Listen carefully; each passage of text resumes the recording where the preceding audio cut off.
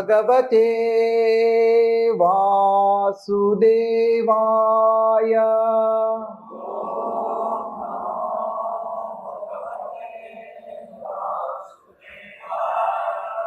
ఇవాళ మనం చర్చించుకునే ఈ అంశం ఏమిటంటే, ప్రతిరోజు తలుచుకోవాల్సిన ఆ 5 అమ్మాయిలు ఎవరు? ప్రతిరోజు తలుచుకోవాల్సిన ఆ 5 అమ్మాయిలు ఎవరు? బ్రహ్మాండ పురాణంలో ఒక శ్లోకం ఉంది. ఇది ప్రాతస్మరణీయం, అంటే పొద్దున్నే ప్రతిరోజు తలుచుకోవాల్సింది అని ప్రసిద్ధికి ఎక్కింది. చిన్నప్పుడు అప్పట్లో స్కూల్స్లో కూడా నేర్పించేవాళ్ళు, పాఠశాలల్లో కూడా ఈ శ్లోకం. తర్వాత ఇంట్లో పెద్దవాళ్ళు కూడా చెప్తూ ఉండేవాళ్ళు. మీలో కొంతమందికి వచ్చే ఉంటుంది, నేను చెప్తాను, తిరిగి చెప్పండి. అహల్యా ద్రౌపదీ సీత తారా మందోదరీ తథా పంచకన్యా స్మరే నిత్యం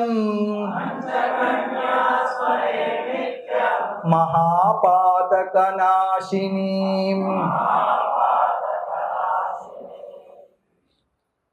ఎవరు 5? ఆ 5 ఎవరెవరు అంటే అహల్య, ద్రౌపది, సీత, తార, మందోదరి. చాలామంది ఆవిడని మండోదరి అని పిలుస్తూ ఉంటారు. ఆమె పేరు మందోదరి, అంటే మందమైన ఉదరం కలిగినది, అంటే చాలా సన్నగా ఉంది, పొట్టలేనిది అని అర్థం, మందోదరి. వీళ్ళ 5 పంచకన్యలుగా చెప్పబడ్డారు. చూడండి, కన్య అంటే కన్యత్వం కలిగిన వాళ్ళు, అంటే వివాహం కాని వాళ్ళు. కానీ వీళ్ళందరికీ వివాహం అయింది, కానీ వీళ్ళు కన్యలుగా అంటే అమ్మాయిలుగా పరిగణించబడ్డారు. అహల్య, ద్రౌపది, సీత, తార, మందోదరి తదా. పంచకన్యా స్మరే నిత్యం మహాపాతక నాశిని. వీళ్ళందరినీ ప్రతిరోజు తలుచుకుంటే మహాపాతకాలు కూడా నశించిపోతాయి అని శ్లోకం చెప్తోంది. ఇది బ్రహ్మాండ పురాణంలో శ్లోకం, కానీ అనేక మంది ఆచార్యులు కూడా ఈ శ్లోకాన్ని ప్రస్తావిస్తారు. తర్వాత ఇదే శ్లోకానికి ఒక పాఠాంతరం ఉంది.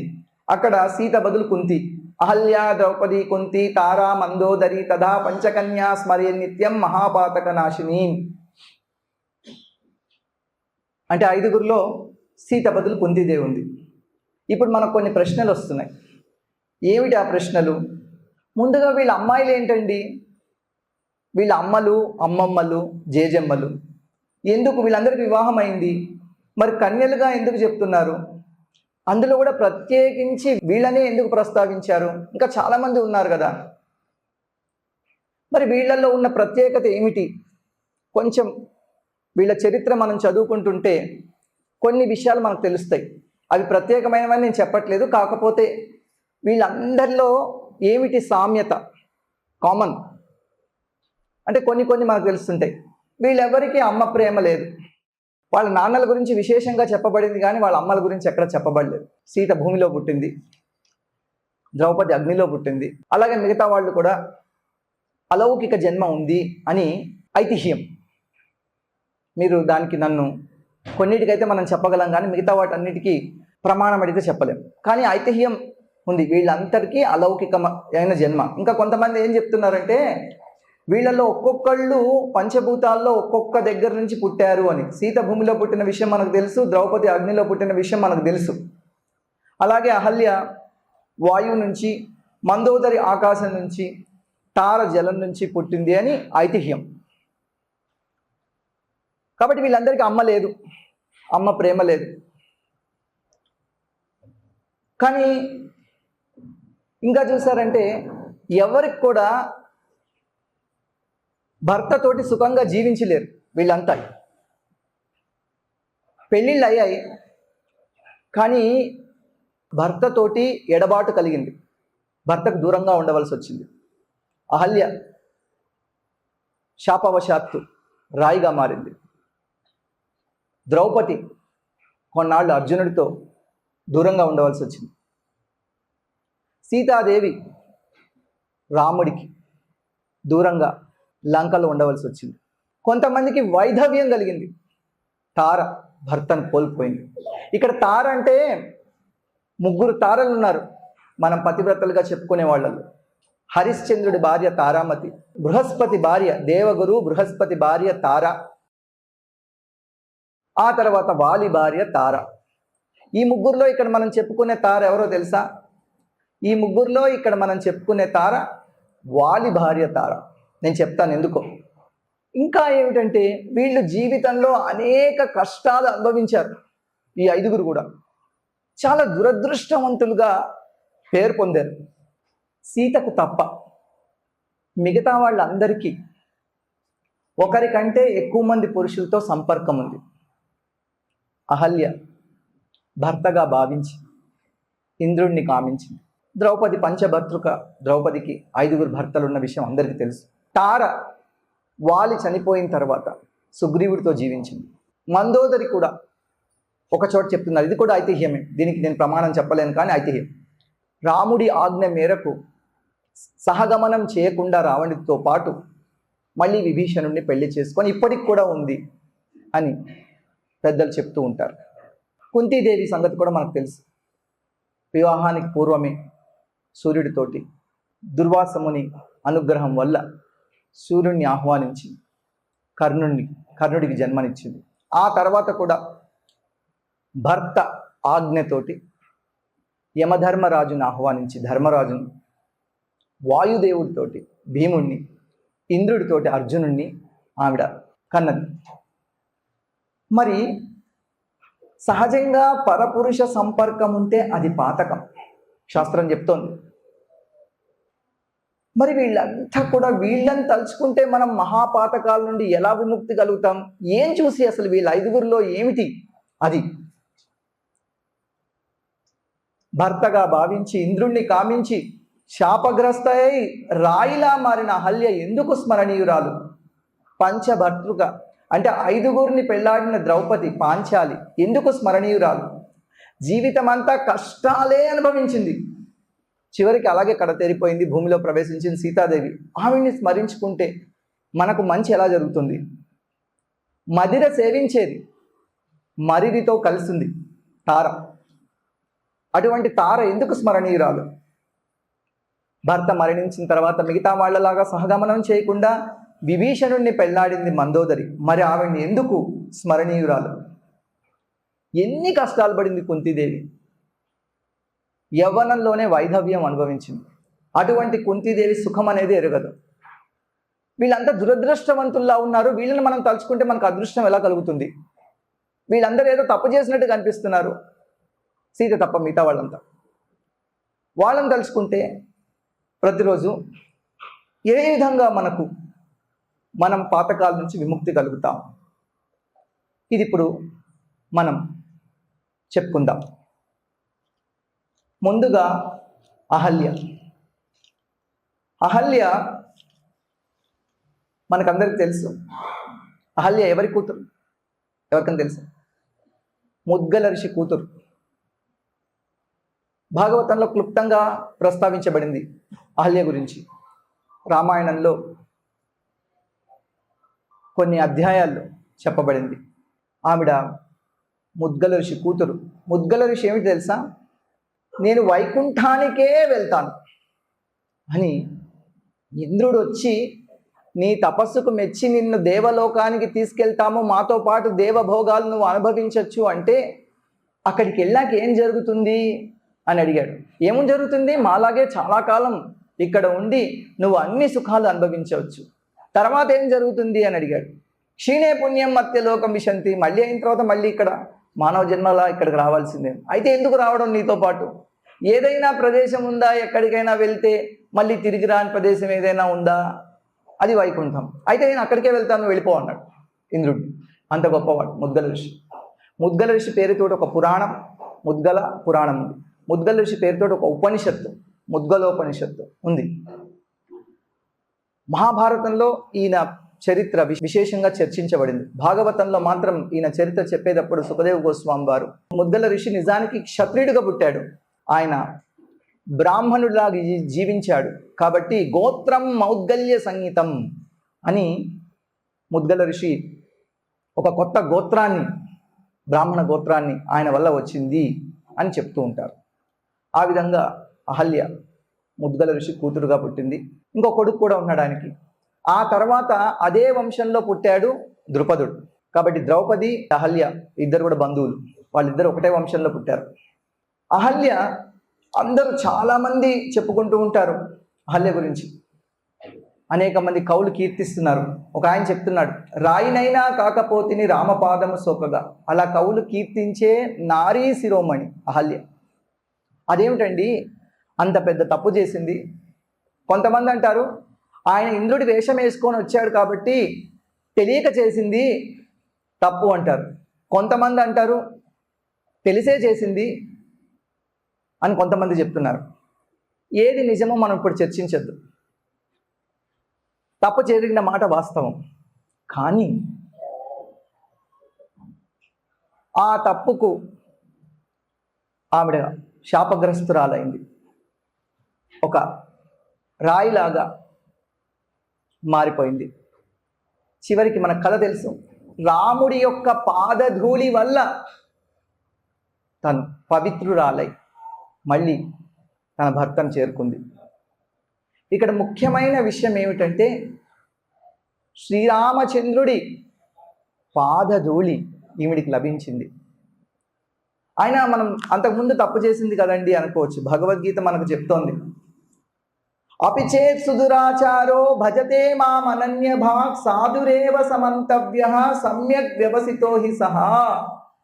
ఎంత దురాచారవంతులైనా, ఎటువంటి హేయమైన కార్యం చేసినా కానీ వాళ్ళు భగవంతుడి యొక్క సేవలో నెలకొన్నచో, భగవంతుడి యొక్క అనుగ్రహం పొందితే వాళ్లను సాధువులుగానే పరిగణించాలి. సాధురేవ సమంతవ్యః సమ్యక్ వ్యవసితో హి సహా. ఎవరి నామం ఉచ్చరిస్తేనే జన్మ జన్మల్లో చేసిన పాపాలన్నీ పటాపంచలవుతాయో అటువంటి శ్రీరామచంద్రుడి పాదధూళిని ఆమె స్వీకరించింది. అటువంటి పవిత్రురాల్ని మనం ఆవిడలో తప్పులెంచడం అది భావ్యం కాదు. ఇక్కడ భగవంతుడే చెప్తున్నాడు, ఎవరైతే ఒక్కసారి భగవంతుడి నామం ఉచ్చరిస్తేనే వాళ్ళు పరమ పవిత్రులు అవుతారు. అన్నేళ్ళు ఆవిడ భగవంతుడి గురించి ఎదురు చూసింది, భగవంతుడి గురించి తపస్సు చేసింది, భగవంతుడినే తలుచుకుంది, చివరికి భగవంతుడి అనుగ్రహం పొందింది. కాబట్టి అహల్య చాలా గొప్పది. ఆవిడ ఎందుకు స్మరణీయురాలు? ఎందుకు స్మరణీయురాలంటే తప్పు చేసినప్పటికీ, ఎన్నో కష్టాలు వచ్చినప్పటికీ, శాపగ్రస్తురాలైనప్పటికీ, అందరూ విడిచిపెట్టినప్పటికీ, అందరూ ఆవిడ ప్రపంచం మొత్తంలో అందగత్తట అహల్య. ఆవిడ బ్రహ్మదేవుడు ఆవిడ సృష్టించినప్పుడు అన్ని కష్టాలు అనుభవించిన భగవంతుని మర్చిపోలేదు. కాబట్టి అహల్య స్మరణీయురాలు. అలాగే ద్రౌపది పాండవుల భార్య, మహాపతివ్రత. అటువంటి ద్రౌపది ఎన్ని కష్టాలు అనుభవించింది. నిజానికి ద్రౌపదికి జరిగినటువంటి అవమానం ఆ రోజుల్లో ఇంకెవరికి జరగలేదు. అగ్నిలోంచి పుట్టింది స్వయంగా. అటువంటి ద్రౌపదికి జరిగింది అమానవీయమైన అవమానం. అప్పటికే ఆగిపోలేదు అది, తర్వాత కూడా ఎన్నో కష్టాలు పడింది. సైంధవుడి వల్ల, కీచకుడి వల్ల, ఇంకా ఎంతోమంది వల్ల ద్రౌపది కష్టాలు అనుభవించింది, అరణ్యవాసం అనుభవించింది. రాజకుమారి అయినప్పటికీ కూడా కొన్నాళ్ళు మీకు తెలుసో లేదో వాళ్ళందరూ బిచ్చం ఎత్తుకొని బతికారు. తర్వాత ఈవిడ భూమండలాన్నంతటినీ ఏకచక్రాధిపత్యంగా పరిపాలించిన యుధిష్ఠిరుడి పట్టమహిషి సైరంధ్రిని రూపంలో విరాట రాజ్యంలో ఆవిడ హెయిర్ డ్రెస్సింగ్ అది చేసింది. వాళ్ళందరూ అవమానింపబడుతుంటే చూసి సహించింది. అలాగే ఆ నిండు సభలో ఆవిడ ఏకవస్త్రంతో జుట్టు పట్టుకొని లాక్కు రాబడింది. అంత అవమానం జరిగింది ద్రౌపదికి. ఈవిడ జీవితంలో కూడా అన్ని కష్టాలే ఉంటాయి. చివరికి యుద్ధం అయిపోయిన తర్వాత అందరికంటే ఎక్కువ దుఃఖం ద్రౌపదికి కలిగింది. ఎందుకంటే ఉన్న పిల్లలందరూ చనిపోయారు. కానీ చూడండి, ఇన్ని కష్టాల్లో కూడా భగవంతుడిని మర్చిపోలేదు. హే కృష్ణ ముకుంద మురారే ద్రౌపది ప్రార్థన ఆ కురుసభలో తను అవమానించబడుతున్నప్పుడు.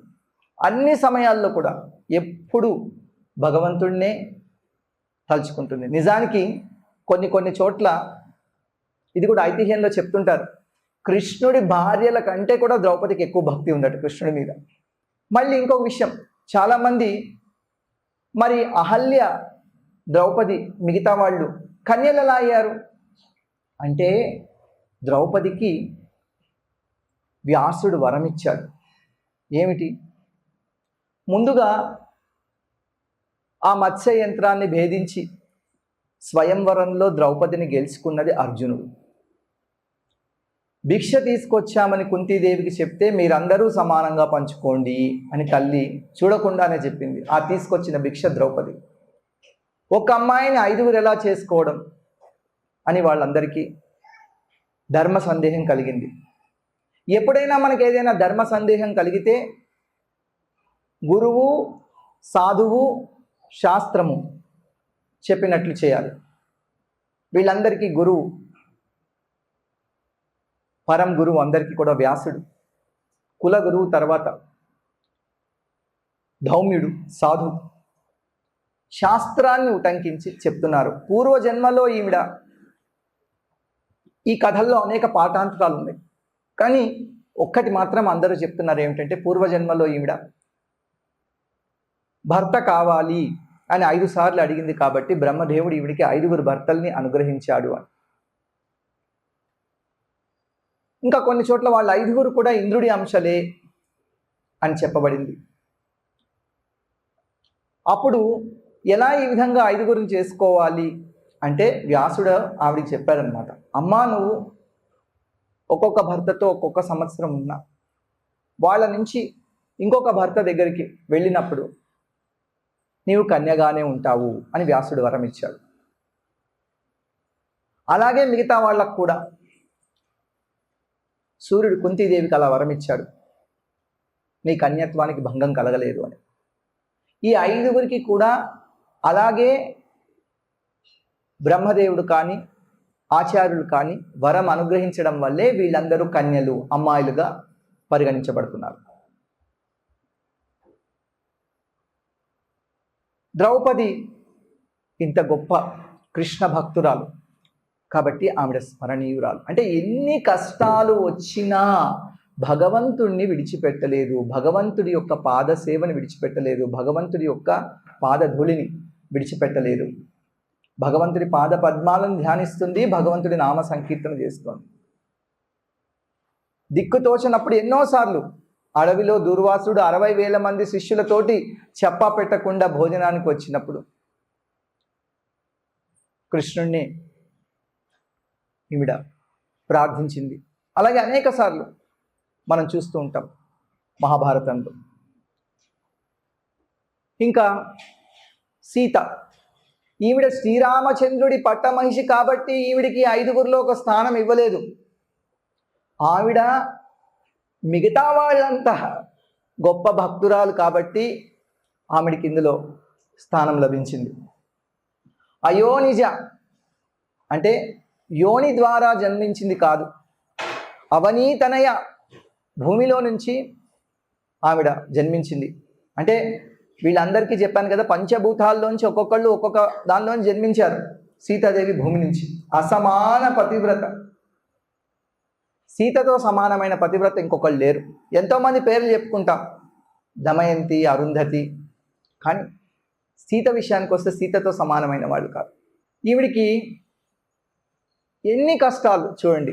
అత్తవారిల్లు అచ్చి రాలేదు. మొదటిసారి వచ్చింది, పెళ్ళి వేడుక ఇంకా మర్చిపోలేదట. అప్పుడే అడవికి వెళ్ళాల్సి వచ్చింది. 14 ఏళ్ళు వనవాసం చేసింది. తర్వాత కొంతకాలానికి ఆ వనవాసమే నిజవాసం అయిపోయింది, అరణ్యంలోనే శాశ్వతంగా ఉండిపోయింది. మళ్ళీ అడవికి వెళ్ళి రెండవసారి మళ్ళీ తిరిగి రాలేదు. అదే విధంగా శాశ్వతంగా మళ్ళీ భూమిలోకి వెళ్ళిపోయింది. మరి కొంతమంది చెప్తుంటారంటే ఎన్ని కష్టాలు అనుభవించింది, 1 సంవత్సరమే అడవిలో ఉండొచ్చు, కానీ ప్రతి క్షణము నరకంలాగా లంకలో గడిపింది. ఎప్పుడు ఏ ఉపద్రవం వస్తుందో తెలియదు. ఆ తర్వాత అరణ్యంలో భర్త లేకుండా నిండు గర్భవతి, అటువంటి ఆవిడ్ని శ్రీరామచంద్రుడు సమాజంలో ఒక ఉదాహరణ, ఒక రాజు ఏ విధంగా ఉండాలో ఆ ఉదాహరణ సృష్టించడం కోసం ఈమెను అడవి పంపించాడు. అంతకుముందే అందరి ముందు అనరాని మాటలు అన్నాడు సీతను. ఏమన్నాడు తెలుసా రాముడు? నువ్వు కావాలంటే విభీషణుడితో ఇక్కడే లంకలో ఉండిపో, లేదంటే కిష్కింధలో సుగ్రీవుడితో ఉండిపో, కాదంటే లక్ష్మణుడితో అయినా ఉండిపో, నాతో మాత్రం రాకు. తర్వాత ఏమన్నాడు? నీ పాతివ్రత్యం నిరూపించుకోవాలంటే నువ్వు అగ్ని పరీక్ష చేయమన్నా. అటువంటి కష్టాలు ఇంకొకరికి రాలేదు. కొంతమంది ఏం చెప్తారు తెలుసా? అసలు సీత అనే పేరే పెట్టద్దు అమ్మాయిలకి. అది చెప్పారు చాలాసార్లు. మనం జ్యోతిష్ శాస్త్రం చదువుకుంటుంటే సీత అనే పేరే పెట్టకండి. ఎవరి పేరు అంత పవిత్రమైందో అటువంటి సీతా మహాసాధ్వి పేరే అసలు పెట్టద్దు అని చెప్తూ ఉంటారు. అది తప్పు. జ్యోతిష శాస్త్రమైన అన్నిటికంటే పరమ పావనమైనది భాగవతం. వీటిల్లో ఎక్కడ చెప్పలేదు. అటువంటి సీత అన్ని కష్టాలు అనుభవించిన ఆవిడ్ని తలుచుకుంటే మనకెట్లా సుఖం కలుగుతుంది అంటే, ఆవిడ మహాపతివ్రత కాబట్టి కాదు, ఇంకా ఎంతో మంది మహాపతివ్రతలు ఉన్నారు. దమయంతి, అరుంధతి, ఇంకా చాలా మంది, గాంధారి, వీళ్ళంతా కూడా పతివ్రతలే. కానీ ఈవిడలో విశిష్టత ఏమిటంటే, ఈవిడ శ్రీరామచంద్రుడి యొక్క పరమ భక్తురాలు కాబట్టి. పతివ్రతల లిస్టు చాలా పెద్దగా ఉంది. సతీ సావిత్రి, అరుంధతి, దమయంతి, గాంధారి, ఇంకా చాలా మంది ఉన్నారు. అందువల్ల కాదు. చూడండి, చివరిలో ఒక చోట చెప్తోంది, ఎటువంటి అచంచలమైనది అంటే ఒక ప్రతిజ్ఞ చేస్తోంది మళ్ళీ అందరి ముందు. ఎందుకంటే ఆ రోజు లంకలో చేసిన అగ్ని పరీక్షకు సాక్షి వానరులు మాత్రమే, లక్ష్మణుడు మాత్రమే, శ్రీరామచంద్రుడు మాత్రమే.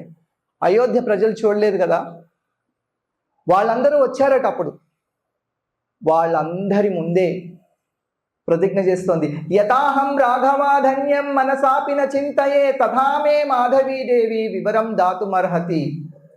నేను శ్రీరామచంద్రుణ్ణి తప్ప ఇంకొక పురుషుణ్ణి నేను నా మనస్సులో స్మరించకపోతే నా తల్లి భూమి నన్ను ఇప్పుడే స్వీకరించుగాక. యథామే మాధవీదేవి వివరం దాతుమర్హతి. అంటే ఈవిడ భక్తి, రామచంద్రుడి పట్ల ఈమె భక్తి అంత అచంచలమైనది. కాబట్టి సీతకి ఇందులో స్థానం దొరికింది. ఇక కుంతీదేవి గురించి నేను మీకు ఎవరికి చెప్పక్కర్లేదు. ఆవిడ ఏమని కోరుకుందంటే, ఎన్ని కష్టాలు అనుభవించింది కుంతీదేవి. చూడండి, పుట్టగానే అందరూ దేవతలు కూడా కృష్ణుడు పుట్టే వంశంలో పుట్టాలి అని వాళ్ళు అక్కడ జన్మించారు. కొంతమంది దేవతాశ్రీలు గోపికల్లాగా, కొంతమంది దేవతలు గోపకులంలో, యదుకులంలో, ప్రత్యేకించి యాదవులుగా. ఇంకా కూడా అనేక వృష్ణి, అంధక, భోజ వంశాల్లో పుట్టగానే వీళ్ళు దత్తత ఇచ్చేశారు. అక్కడ ఆ తర్వాత వివాహం అయింది. కానీ భర్తను కలుసుకోవడానికి వీలు లేకుండా భర్త శపించబడ్డాడు. అరణ్యంలో ఉంది. తర్వాత భర్త చనిపోయాడు. సహగమనం చేయాలనుకుంది. మాద్రి ఏమని చెప్పిందంటే, అక్క, నేను ఆయనతో పాటు సహగమనం చేస్తాను, దేవలోకంలో భర్తను సేవిస్తాను, నీ పిల్లలతో పాటు నా పిల్లల్ని కూడా నువ్వు చూసుకుంటూ నువ్వు వెళ్ళు, హస్తినాపురానికి వెళ్ళు అని చెప్పింది. సరే, అని చెప్పింది. ఆ తర్వాత మనకు తెలుసు కథంతా. వీళ్ళు హస్తినాపురానికి వచ్చింది చిన్నపిల్లలతోటి, భర్త లేకుండా, ఏమాత్రం మద్దతు లేకుండా, ఒక విదురుడు భీష్ముడు తప్ప కుంతిని ఎవరు పెద్దగా పట్టించుకున్నట్టు కనిపించట్లేదు మనకు మహాభారతం చదువుకుంటే. ఒక చోట చెప్తోంది కదా భాగవతంలో, ఎన్ని కష్టాలు పడిందో. విషాన్ మహాగ్నే పురుషాద దర్శన అసత్సభాయా వనవాస కృత్స్రత మృధే మృధేనేక మహారథాస్త్రతో ద్రౌణ్యస్త్రతశ్చాస్మి హరేభిరక్షిత. విషం పెట్టి చంపాలనుకున్నారు. లక్క ఇంట్లో సజీవ దహనం చేయాలని ప్రయత్నించారు వీళ్ళని. హిడింబాసురుడు, బకాసురుడు లాంటి అనేక మంది రాక్షసులతో పోరాడవలసి వచ్చింది. ఆ అసత్ సభలో ద్రౌపది అవమానించబడింది. అనేక మంది మహారథులతోటి యుద్ధంలో పోరాడవలసి వచ్చింది పాండవులు, ముఖ్యంగా అర్జునుడు. చివరికి అశ్వత్థామ బ్రహ్మాస్త్రాన్ని ప్రయోగించాడు. పాండవ వంశ అంకురాన్ని పరీక్షిత్ మహారాజుని నాశనం చేద్దామని, వంశమే లేకుండా చేద్దామని. ఇన్ని కష్టాల్లో కూడా భగవంతుడి చేత రక్షించబడింది. అందు ఏమనుకుంటుంది తెలుసా, ఈ కష్టాలు ఇంకా రావాలి, మళ్ళీ రావాలి, మళ్ళీ రావాలి, మళ్ళీ రావాలి, కష్టాలు ఇంకా ఎక్కువ కష్టాలు రావాలి. ఇంకా ఎక్కువ కష్టాలు వస్తే భగవంతుడు ఇంకా నా దగ్గరే ఉంటాడు. నాకు పుట్టింటి వాళ్ళతో ఏ మమకారం అవసరం లేదు, అత్తింటి వాళ్ళతో అసలే వద్దు. కానీ ఎప్పుడు కూడా ఏ విధంగా అయితే గంగాదేవి సముద్రం వైపు ప్రవహిస్తూ ఉంటుందో అలాగే ఎప్పుడు నేను నిన్నే తలుచుకుంటూ ఉంటాను, నువ్వే కావాలి.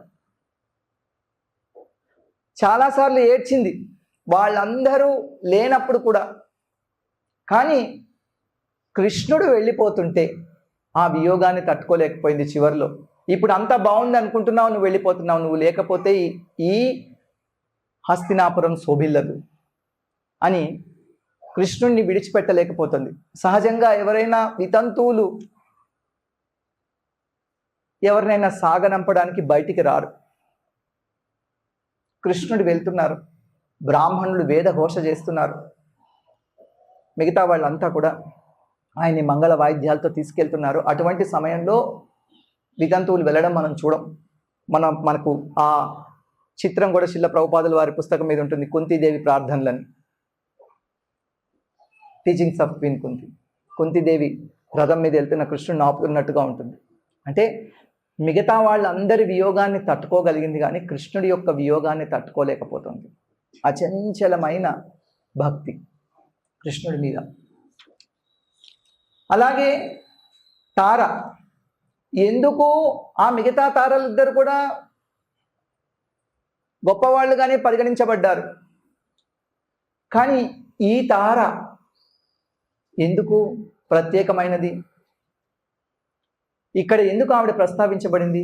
అయ్యో, రామాయణంలో చెప్పారు కదండి, మందు తాగుతోంది, మదిరి తాగుతోంది. భర్త చనిపోయిన తర్వాత మరిదితో ఉంది సుగ్రీవుడితో, అది కూడా రామాయణంలో చెప్పారు వాల్మీకి. అటువంటి ఆవిడ్ని ఇందులో ఎందుకు పెట్టారు? చూడండి, అన్నిటికీ ఏం చెయ్యాలి ఏం చెయ్యకూడదు అని చెప్పడానికి శాస్త్రమే ప్రమాణం. తస్మాత్ శాస్త్రం ప్రమాణం తే కార్యాకార్య వ్యవస్థితౌ జ్ఞాత్వా శాస్త్ర విధానోక్తం కర్మ కర్తుమిహార్హసి అని. ఏది చెయ్యాలి, ఏది చెయ్యకూడదు, ఏది తప్పు, ఏది ఒప్పు అని నిర్ణయించేది మనం కాదు, శాస్త్రం. వానర జన్మలో వానరులుగా పుట్టినప్పుడు అందులో తప్పు లేదు. ఏ విధంగా అయితే శ్రీరామచంద్రుడు చెట్టు చాటు నుంచి వాలిని చంపడం అది తప్పు కాదు, ఎందుకంటే ఒక జంతువుని చెట్టు చాటుని చంపొచ్చు అని రాముడే చెప్పాడు స్వయంగా. అలాగే వానర జన్మలో మానవ జీవితంలో ఉన్నటువంటి వర్ణాశ్రమ నిబంధనలు లేవు కాబట్టి అది తప్పు కాదు. ఆ విధంగా భగవంతుడు కానీ వాల్మీకి కానీ ఈ విషయంలో ఆమెని తప్పించలేదు.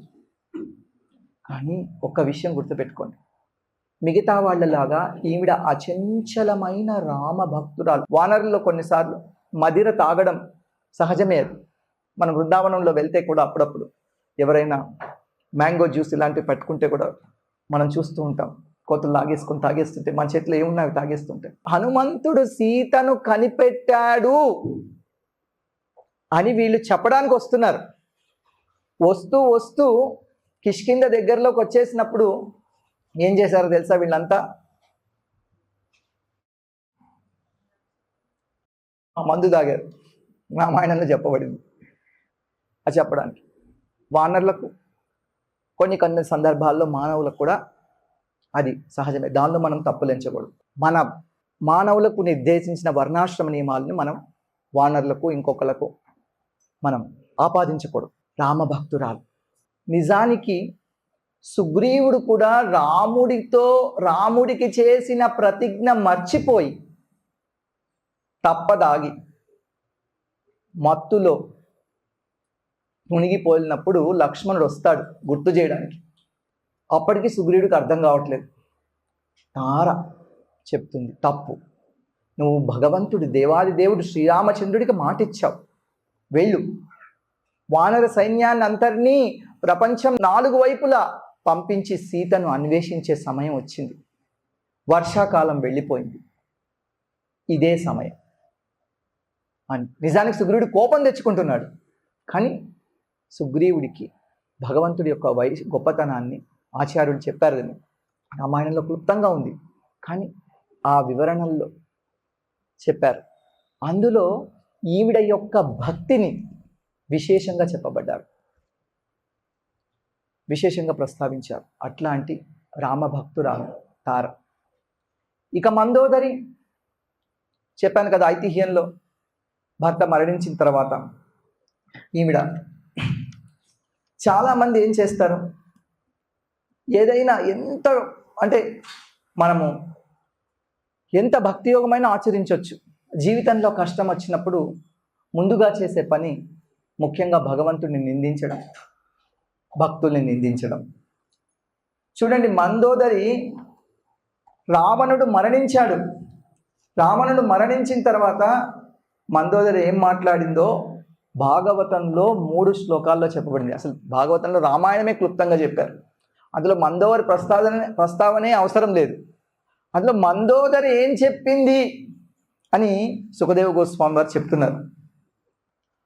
హా హతాస్మ వయన్నాథ లోక రావణ రావణ కం యాయాచరణం లంకా తద్విహీనా పరార్థిత. ఓ నాథ, స్వామి రావణ, నువ్వు జనుల కష్టానికి కారణమయ్యావు, అందుకే రావణుడు అని పిలువబడుతున్నావు. నువ్వు ఇప్పుడు పరాజితుడవ్వావు, నీ వల్ల మేము కూడా పరాజితులమయ్యాం. లంకా రాజ్యం జయించబడింది. ఇక లంక ఎవరిని ఆశ్రయించాలి? నవైవేద మహాభాగా భవాన్ కామవశం గతః తేజోనుభావం సీతాయ ఏన నీతో దశామి మాం.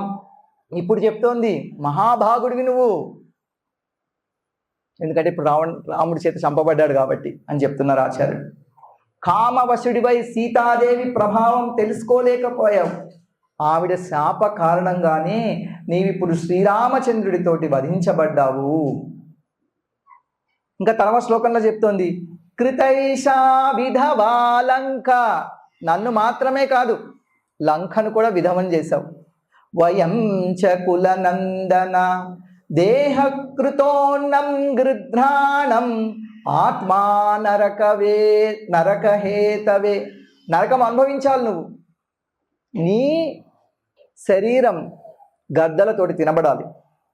అటువంటి తప్పు చేశావు. అంటే చూడండి, ఈవిడ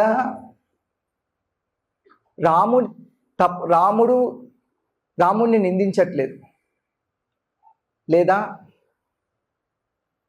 వానరుని నిందించట్లేదు, రావణుడినే నిందిస్తుంది. అంతకు ముందు కూడా చెప్పింది అనేక సార్లు, నువ్వు సీతను తీసుకురావడం తప్పు, ఇప్పుడైనా కూడా సీతను శ్రీరామచంద్రుడికి అప్పగించు అని ఇప్పుడు కూడా అదే చెప్తోంది. ఇవి ప్రత్యేకించి సుఖదేవ గోస్వామి వారు ప్రస్తావించారు. దీంతో ఆవిడ మనస్తత్వం మనకు తెలుస్తుంది. ఐతిహ్యంలో అనేక రామాయణాలు ఉన్నాయి. వాల్మీకి రామాయణమే పరమ ప్రమాణం అయినప్పటికీ కూడా అనేక చోట్ల రామాయణం చెప్పబడింది. కొన్ని చోట్ల రామాయణాల్లో ఏం చెప్పారంటే రాముడే ఈవిడికి చెప్పారు, నీవు ఇప్పుడు విభీషణుణ్ణి భర్తగా స్వీకరించు అని. ఇంకొకటి, వాళ్ళు రాక్షసుల్లో కూడా కొన్ని నియమ నిబంధనలు ఉంటాయి. దాని ప్రకారం అది కూడా సబబే సమ్మతమే, శాస్త్ర సమ్మతమే అని చెప్పబడింది. ఆ విధంగా వీళ్ళ ఐదుగురు ఎందుకు వీళ్ళ ఐదుగురు ప్రత్యేకమంటే అలౌకిక జన్మ కలిగినందుకు కాదు, అసమాన పతివ్రతలైనందుకు కాదు, అష్ట కష్టాలు అనుభవించినందుకు కాదు. ఇంకా చాలామంది అనుభవించారు, దమయంతి కూడా అనుభవించింది చాలా కష్టాలు. ఎందుకంటే ఎన్ని కష్టాలు వచ్చినా కూడా భగవంతుణ్ణి నిందించకుండా అచంచలమైన భక్తితోటి భగవంతుణ్ణే సేవించారు. కాబట్టి వీళ్ళని స్మరించుకుంటే, వీళ్ళని తలుచుకుంటే మనకు కూడా దేవాది దేవుడి యందు అచంచలమైన భక్తి కలుగుతుంది. కాబట్టి పెద్దలు ప్రతిరోజు వీళ్ళని తలుచుకోవాలి. ప్రతిరోజు ఉదయం ప్రాతస్మరణీయం, ఉదయం చదువుకునే కొన్ని శ్లోకాల్లో భాగంగా వీళ్ళ ఐదుగురిని తలుచుకోవాలి అని చెప్పారు. మనము అనేక నియమ నిబంధనలు ఉన్నాయి. అన్నిటికంటే గొప్ప 2 నియమ నిబంధనలు ఉన్నాయి. ఏమిటవి? కృష్ణుణ్ణి ఎప్పుడూ మర్చిపోకూడదు, కృష్ణుణ్ణి ఎప్పుడు గుర్తుంచుకోవాలి. ఈ 2 వీళ్ళు చేశారు. కృష్ణుణ్ణి ఎప్పుడు గుర్తుంచుకున్నారు, కృష్ణుణ్ణి ఎప్పుడు మర్చిపోలేదు. భాగవతం చివరి శ్లోకంలో ఏమిటి ప్రార్థన? సుఖదేవ గోస్వామి వారిది, సూత గోస్వామి వారిది. భవే భవే యథా భక్తి పాదయోస్తవ జాయతే తథా కురుష్వ దేవేశ నాథస్త్వం నో యత ప్రభు. జన్మ జన్మలకు నీ పాదభక్తియే కావాలి ఓ దేవదేవ, ఓ నాథ స్వామి, మమ్మల్ని అనుగ్రహించు, ఇదే కావాలి, నీ పాదభక్తియే కావాలి. ఇంకొక చోట ముకుంద మాలలో కులశేఖర ఆళ్వార్లు ఆయన చెప్తున్నారు, ముకుంద మూర్ధ్నా ప్రణిపత్యయాచే. అయ్యా ముకుంద, మూర్ధ్నా ప్రణిపత్యయాచే, సాష్టాంగ నమస్కారం చేసి నిన్ను అడుగుతున్నానయ్యా తల వంచి. భవంతమేకాంతమియంతమర్థం, ఒక్కటే కోరిక అడుగుతున్నాను నిన్ను, దండవత ప్రణామాలు చేసి అడుగుతున్నాను. ఏమిటి ఆ ఒక్కటే కోరిక?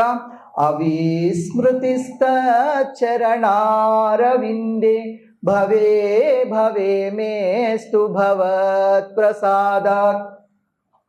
నీ పాద పద్మాలను నేను ఎప్పుడూ మర్చిపోకుండా ఉండుగాక, జన్మ జన్మలకి నీ పాద పద్మాలు మర్చిపోకుండా ఉండుగాక. ఇదే మాకు కావాల్సిన కోరిక, ఇదే నాకు కావాల్సిన కోరిక. కృష్ణుడి యొక్క పాద పద్మాలని ఎప్పుడు మర్చిపోకూడదు, కృష్ణుడి యొక్క పాద పద్మాలని ఎప్పుడూ గుర్తుంచుకోవాలి. ఈ ఐదుగురు కూడా అటువంటి మహా భాగవతారిణులు.